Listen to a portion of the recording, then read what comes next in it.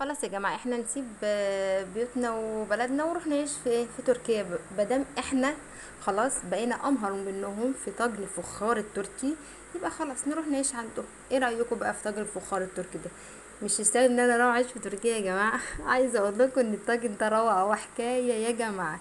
يلا بينا نشوف عملنا العظمة، التركاية الحلوة الجميلة في طاجن الفخار الروعة ده. ايه يا جماعة العظمة ده، ايه العظمة ده!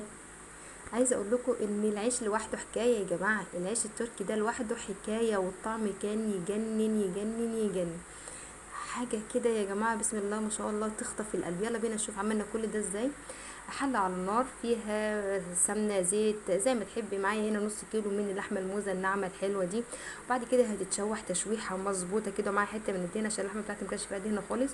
بعد كده هديها اللون البني الغامق، وبعد كده هنزل عليها بالحبهان والسبع بهارات وبقى وايه تاني، والفلفل الاسمر وورق اللوري وربع معلقه من القرفه. شايفين اللون ده، اللون الجميل اللي انا عايزاه تاخده تمام زي ما انتم شايفين كده بنات. هديها لون غامق كده، وبعد كده انزل عليها بالبهارات زي ما قلت لكم، الحبهان وسبع بهارات ورق لوري وفلفل اسمر وقرفه تمام. وبعد كده هنزل عليها ببصله متقطعه جوانح جوانح زي ما انتم شايفين كده. وهديها تقليبه حلوه قوي كده لحد كل البهارات دي بقى ايه، بتتغلغل بقى في اللحمه بتاعتي. وبعد كده البصله بتاعتي بقى هنزل البصله ايه معاها كده، تاخد ايه لون حلو قوي، تتكرمل مع اللحمه بتاعتي زي ما انتم شايفين كده. وبعد كده بصوا، عايزه اقول لكم ان الريحه خطيره خطيره. شايفين يا جماعه لونها بقى حلو قوي ازاي. هنا انا كنت بضيف القرفه، وبعد كده هضيف عليها كوبايه من الميه، اللون روعه. بعد كده كوبايه من الميه المغليه لحد ما تتشرب الميه خالص. وبعد كده هبتدي انزل بقى بالخضار بتاعي، الخضار بتاعك زي ما تحبي.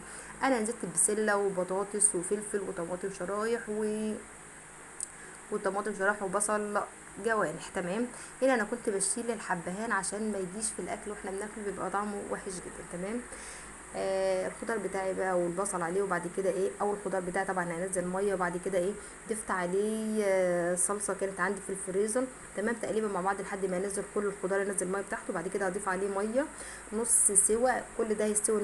اللحمه اخدت 3/4 سوا تمام، والخضار هياخد معاه نص سوا، يبقى كده فاضل نص سوا تمام. نبتدي بقى نعمل العجينه بتاعتي. كوبايه من الدقيق على ظرف خميره على شويه ملح على شويه سكر، واعجني الخميره بتاعتك لحد بصوا ما تبقى ملبن في ايدك تمام. وسيبها نص ساعه. انا هنا عملت العجينه بتاعتي وكان فاضل على اللحمه نص سوا تمام. وشايفين يا جماعه العظمه. ودهنت بقى الفخار بتاعي، ضفت فيه اللحمه والخضار، وبعد كده ضفت عليه اللي هي عجينه الفخار التركي تمام. وبعد كده ضفت لها بقى ايه، دهنت الوش بتاعها بيض ولبن وخل. وبعد كده ضفت لها حبه البركه ودخلتها الفرن.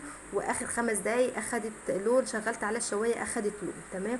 عايزه اقول لكم ان الطعم حكايه والعجينه روعه. بصوا يعني مش العجينه بقى، العيش روعه يا جماعه حكايه. بصوا الجمال، بصوا العظمه. انا عايزه اقول بصوا العجينه تتبرمز يا جماعه من كتر ما هي جميله. وكانت هشه وجميله جدا، وكانت طعم حكايه يا جماعه. واللحمه كانت دايبه، والخضار كان في منتهى الجمال. اخدت في الفرن بتاعي نص ساعه.